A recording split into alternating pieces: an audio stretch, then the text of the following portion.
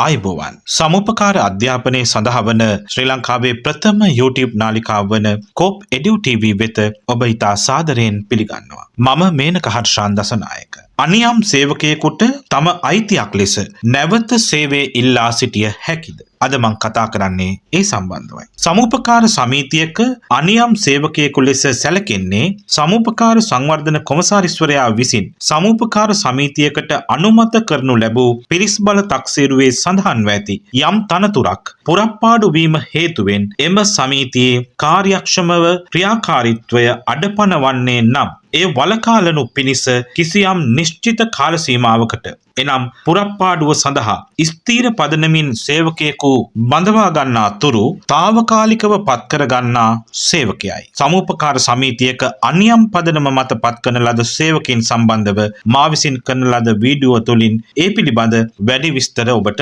ලබාගත හැකියි. අනියම් සේවකයෙකුට අයිතියක් ලෙස නැවත සේවය ඉල්ලා සිටිය නොහැකි. සමුපකාර සේවක කොමිෂන් සභාවෙන් හෝ කම්කරු විනිශ්චය සභාවෙන් යම් සහනයක් ඉල්ලා සිටීමට අනියම් සේවකයෙකුටද අයිතියක් තිබෙනවා. එහෙත් තම අයිතියක් ලෙස නැවත සේවය ලබා දෙන ලෙස ඉල්ලා සිටිය නොහැකි. සේවකයෙකු අනියම් සේවකයෙකු ලෙස නම් කිරීම තුලින් පමණක් නොව එම සේවකයා සේවයෙහි යොදවා ඇති ස්වභාවය අනුවම අනියම් සේවකයෙකු බවට පෙනී යා යුතුයි. සමුපකාර සේවක කොමිෂන් සභාව හෝ කම්කරු විනිශ්චය සභාව විසින් සාක්ෂි මගින් එම සේවකයා විසින් සිය සේවය ඉටු කළ ක්‍රමවත්භාවය හෝ අක්‍රමවත්භාවය හා ඔහුගේ සේවයේ ස්වභාවය විමසා බලන අතර ඔහු ඉටු කළ සේවයේ ස්වභාවය අනුව අනියම් සේවකයෙකු ලෙස සැලකිය හැකි නම් ඔහු නැවත සේවයේ පිහිටුවීමට නියෝග පනවන්නේ නැහැ. හිල් එදිරිව බෙක් නඩුව මෙම කාරණා සම්බන්ධව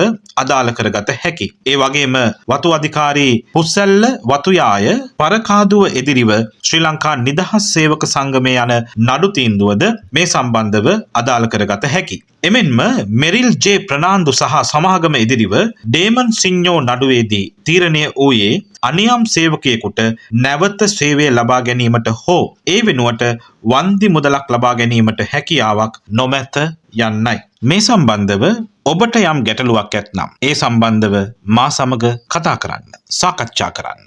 අපි යලිත් මෙවැනිම වීඩියෝවක් තුලින් හමු වෙමු. එතෙක් රැඳී සිටින්න කෝප් එඩියු TV සමගින්ම.